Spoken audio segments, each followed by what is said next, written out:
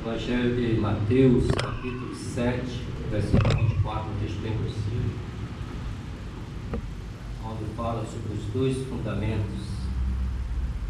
Glória a Deus. Mateus, capítulo 7, a partir do versículo 24. Louvamos ao Senhor por tudo que tem feito por nós. Se te achar, aqui na minha versão diz assim: quem ouve esses meus ensinamentos e vive de acordo com eles é como um homem sábio que construiu a sua casa sobre a rocha. Caiu chuva, vieram as enchentes, e os ventos soprou sobre ela com muita força, e aquela casa não caiu, porque havia sido construída na rocha. Versículo 26. Quem ouve esses meus ensinamentos e não vive de acordo com eles é comparado a um homem sem juízo que construiu a sua casa sobre a areia. Versículo 27. Caiu chuva, vieram as enchentes, e os ventos soprou com muita força, e aquela casa caiu. E ela caiu e ficou totalmente destruída. Quando Jesus acabou de falar, as multidões estavam admiradas com a sua maneira de falar. Poder sentar em nome de Jesus. Glória a Deus. Deus seja digno de nos abençoar sobre aquilo que foi dito, foi proposto na noite desse dia. Glória a Deus nesse momento. Graças a Deus que estamos diante de uma palavra que Jesus observaram os fariseus, ou as classes que se formavam como judaico, né?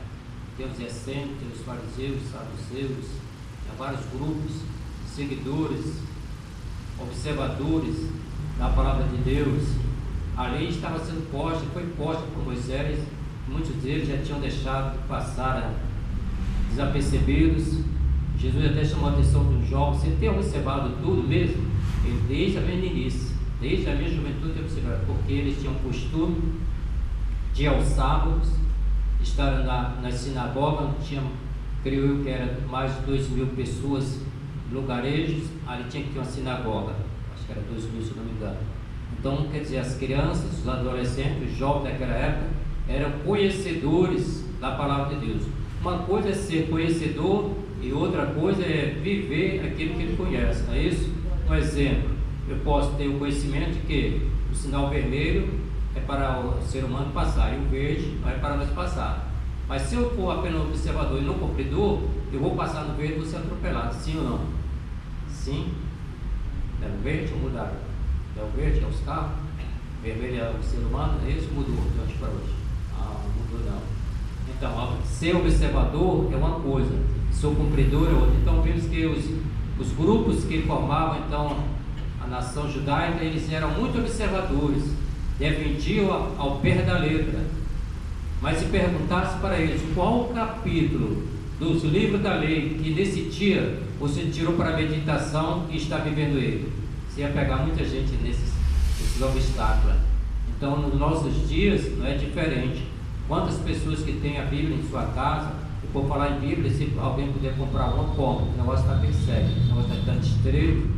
Esse ano, talvez há muitos irmãos não sabem, mas já tem um vídeo rodando por aí de que já foi inaugurada uma igreja em Tubal, lá no Oriente Médio, onde todas as pessoas podem congregar junto: batista, assembleano, batista, católico, protestante, não protestante, judeu, não judeu, árabe, muçulmano, budista, espiritista, que mais? Macumbeiro, todo mundo, e não precisa usar a Bíblia.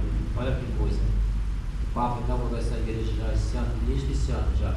Então a coisa está se estreitando aí, cada vez mais estreitando. Então, muitas pessoas daqui a mais uns 10, 20 anos, se ele não vive a palavra de Deus, não guardam a palavra de Deus, vai ficar difícil para ele defender a sua fé. Só mesmo aqueles que têm raiz, aqueles que já guardaram a sua palavra no seu coração e têm a certeza de que Cristo é o Senhor, Deus é o Pai, o Espírito Santo é o Consolador, que está conosco todos os dias até a consumação do século. Então a igreja de Cristo que está vivendo esses presentes dias, nesse momento, tem que estar fundamentada na palavra de Deus, ciente de que ele serve a Deus Deus é o Pai, o Criador, que tem o controle de todas as coisas. Jesus Cristo é o seu Filho, morreu na cruz do Calvário para nos dar o direito de vida eterna e enviou o Espírito Santo para estar conosco com a sua igreja. Se não tiver essa certeza, vai ser pego aí, talvez, né, e vai ficar assim uma resposta. Como um pastor que estava observando a sua mensagem essa tarde, e ele falou que foi fazer um passeio nos Estados Unidos com outro pastor, e ali era tempo de frio, e ele estava fazendo aquele passeio no gelo, e caiu porque não tinha habilidade naqueles negócios de andar no gelo, não é isso? E quebrou a perna. Eles, a partir de hoje, não quero ser mais crente não. Eu achei que Deus ia me guardar. A sua palavra diz que guarda. Um pastor falando para o outro isso, né? Dizendo que não ia ser mais crente porque pensou que Deus ia guardar, e agora quebrou a perna dele, não tinha mais jeito a perna dele. Então, aonde está a sua fé fundamentada? Então, Jesus Cristo observou na vida daquele povo, daqueles seguidores, que eles não estavam vivendo aquilo que eles tanto defendiam. Eles defendiam de tal maneira o templo como algo, era mais tido como um boleto, como algo sagrado, que se você falasse alguma coisa lá, eles te apedrejavam. Falasse alguma coisa em frente ao templo, dentro do templo, uma coisa tão séria, né, para eles.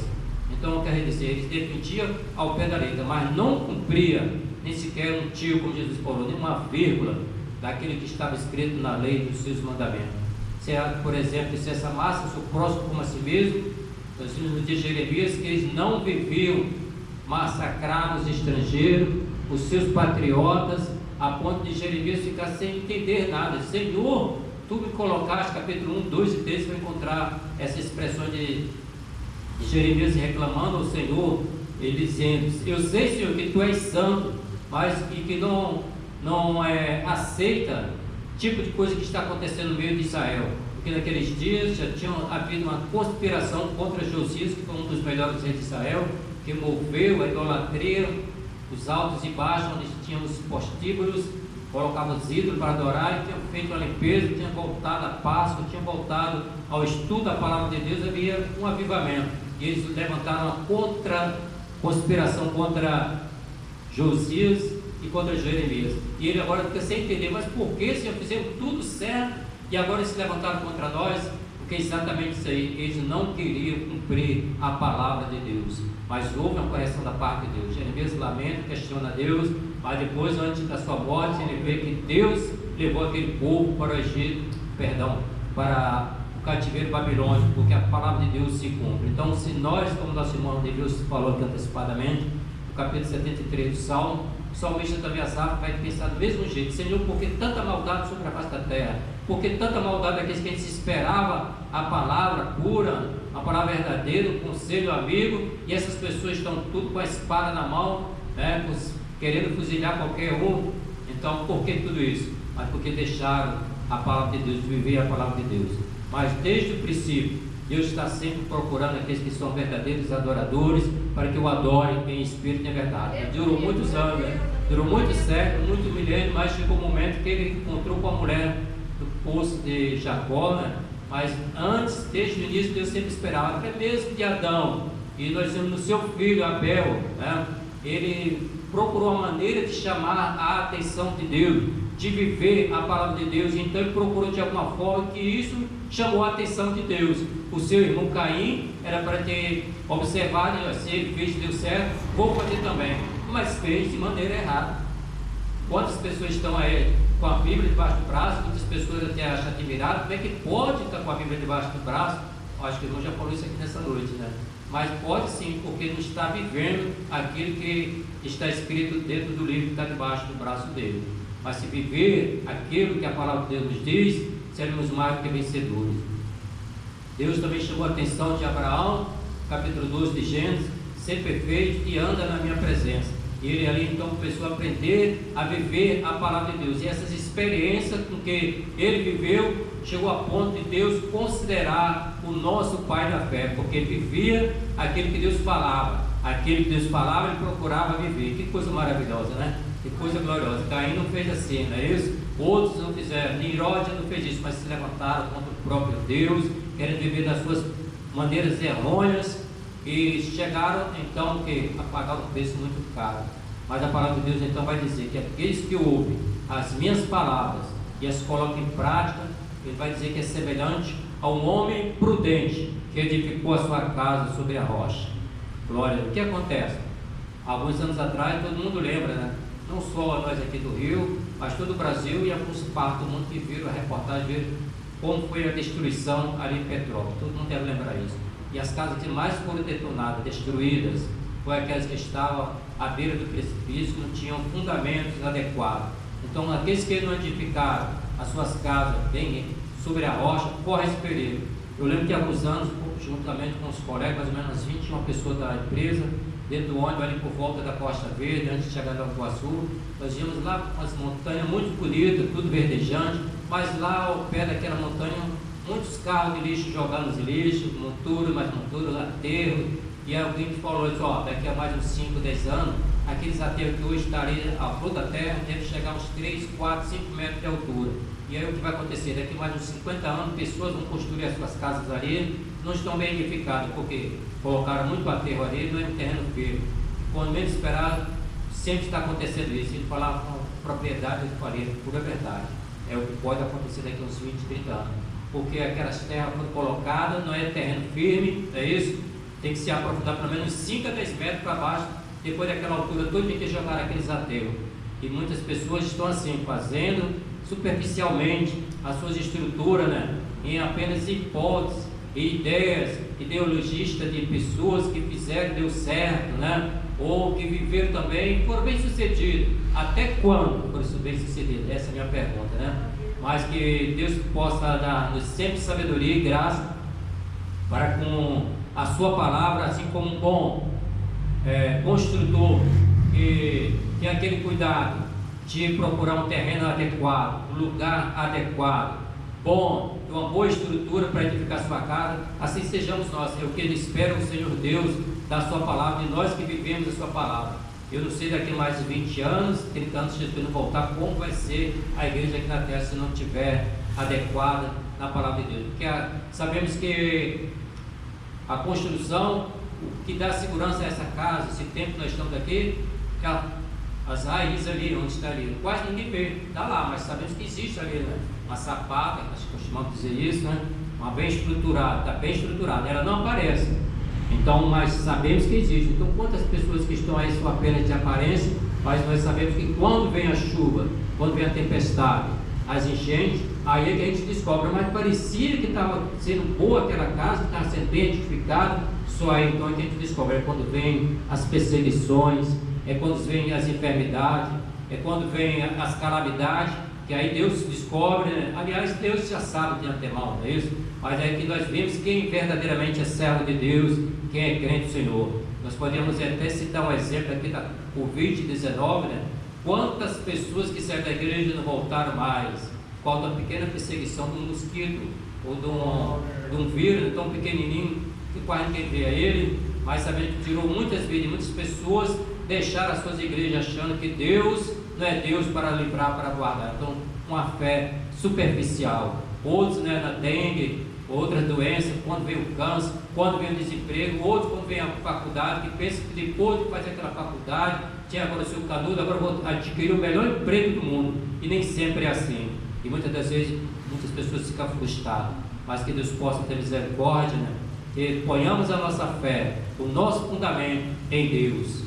Jó, antes ele dizia que apenas ouvia falar de Deus, mas só depois de ele ter as muitas experiências com Deus, é que ele diz, agora sim, Deus não quer que nós sejamos apenas ouvintes, como diz a palavra de Deus, dita pelo servo do Senhor, nosso irmão Tiago, não só apenas ser ouvinte, mas praticante. Ela diz que se Deus cura, nós temos que crer, é isso?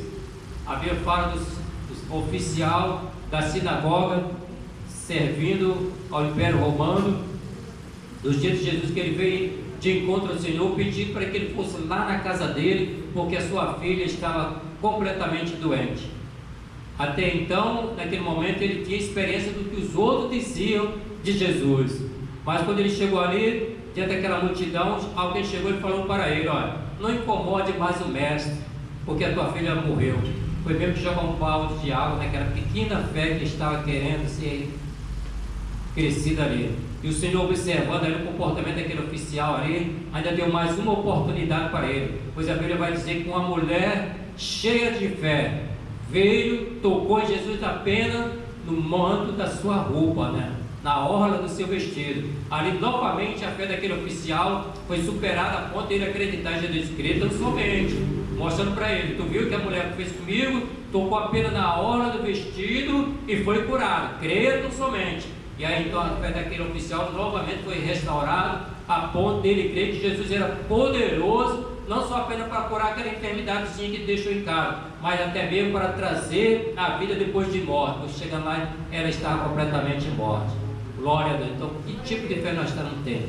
Mas se nessa noite tiver alguém com a fé pequena, você tem um motivo ainda, você tem uma motivação muito forte, pois a Bíblia diz que a fé vem pelo ouvir e ouvir a palavra de Deus. Então nessa noite você ainda pode a sua fé ser aumentada, glória a Deus, que é ouvindo a palavra de Deus, é ouvindo os testemunhos, as bênçãos da salvação. Jesus cura, Jesus salva, liberta, transforma, que a nossa fé também vai aumentando, a ponto de nós chegarmos a dizer: o próximo será eu, o próximo será o que acontece no céu, não é esse diabo?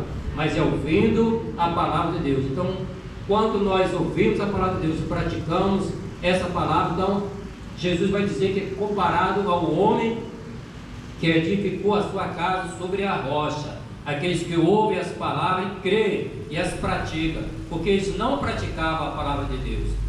Quantos cristãos que hoje andam com a Bíblia debaixo do braço, para lá e para cá, né? E muitas das vezes até coloca sobre a mesa, como em algum lugar eu já vi, e toma a cerveja dele e fala: não tem nada de errado, não tem nada de errado tomar uma cerveja. Mas, e a palavra de Deus, como é que fica no seu coração, na sua vida? Que exemplo você está dando para aqueles que querem ser libertos dos vícios malditos, não é isso? Então muitas das vezes impedindo até de outros aceitar a salvação em Cristo Jesus, e dizendo, muitas vezes defendendo que não há problema nenhum. Já vi muitos por aí pressão, vida fora aí, mas que Deus possa ter misericórdia, né? Pois a Bíblia diz que aquele que impede de um entrar no reino do céu, seria melhor colocar uma pedra pesada sobre o seu pescoço e caísse dentro do mar, afundasse e não voltasse mais, né? Para que ninguém lembrasse mais que ele foi um tropeço na vida de muitos. Olha como é difícil, né?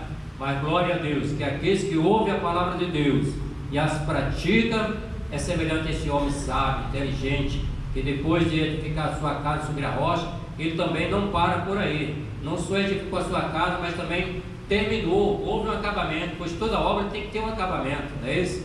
Aonde está sendo firmado no dia a dia, através dos anos, a sua continuação da fé? Foi apenas lá no início da sua fé, ou ela continua ainda dizendo: não, até o dia de hoje eu defendo Jesus Cristo, meu Salvador? Ou dizer, como diz o apóstolo Paulo: combati o bom combate, acabei a carreira e guardei a fé em Jesus Cristo. Tem muita gente que tem a sua fé em Jesus Cristo só apenas 5 anos, ou enquanto está dando certo a sua propriedade, está produzindo, ou a sua fábricazinha, a sua indústria está indo bem, né? Ou a família está sendo abençoada, ou está empregado, emprego bom, então a sua fé continua nesse Deus. Mas quando Deus permite que aquela porta se feche, não que queira prejudicar ele, mas porque tem outra porta maior, e ele, por não esperar em Deus, ele achou que seria o fim e abandonou a Jesus Cristo, o seu Salvador, que é, quem sabe, 10 anos, 15 anos, usufruindo de um bom salário. E aí Jesus fechou aquela porta, porque queria dar outra porta melhor para ele, irmão Paulo. Aí ele achou que era o fim de todas as coisas e largou Jesus para lá. Outros, né, estão deixando Jesus para lá porque Jesus não curou aquela enfermidade. Muitas das vezes o Senhor não cura, mas Ele nos dá graça para nós superarmos até o fim da nossa jornada. Glória a Deus. O apóstolo Paulo foi um exemplo disso. Ele orou muito pelas algumas enfermidades dele, e Deus falou que não curaria, mas a sua graça estaria com ele. Muitas das vezes nós oramos: Senhor, o horário que eu saio para trabalhar é muito perigoso, Senhor. Se o Senhor não abrir outra porta para mim, eu vou deixar a igreja. Mas ele esquece que Jesus pode acampar os seus anjos todo dia ali naquele ponto de ônibus e nada vai acontecer.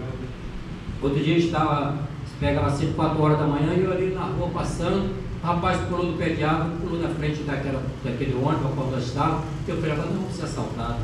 E o rapaz, o motorista, falou: não, pelo contrário, ele está ali em cima daquela árvore para não ser assaltado. É isso? Então muitas pessoas confiam em Deus até quando? Até aonde? Mas a nossa fé, a nossa confiança em Deus deve ser em todo o tempo. Glória a Deus. Todo o tempo, aconteça dias bons, aconteça dias maus, mas a nossa fé está em Deus. Como diz o profeta Abacuque: ainda que haja ou não haja, né, ovelhas no campo, não haja azeitona, não haja as uvas, pois eles tinham muita plantação de uva em Israel, para eles é muito bom, uma das plantações deles é a uva, é isso? Mas ainda que não haja, aquele ano não houve suficiência na chuva para dar e produzir a uva, a azeitona, após ele tira o óleo, né? Então tudo isso vem acontecer, ainda assim Deus quer que a nossa fé esteja nele. Pois Ele nos prova porque Ele nos ama, mas não nos abandona. Ele prova porque nos ama, mas não nos abandona. Glória a Deus. Mas o homem, quando ele está fora de Deus, ele acha que agora veio o fracasso para ele quando ele é provado por Deus. Jó tinha motivo de tudo para dizer: não quero mais saber desse Deus, porque Ele tirou tudo que eu tinha, tirou o que eu mais gostava de fazer, que era sacrificar, oferecer sacrifício a Ele. Foi logo o que aconteceu comigo. Tirou logo os bois, matava os bois, depois as ovelhas, depois as jumentas, e depois os filhos, foi por aí afora. Mas Ele tocou logo em algo que Ele mais gostava, que era oferecer sacrifício ao Senhor pela sua vida. Quem sabe que é aquilo que você mais gosta, que Deus está tirando para te provar.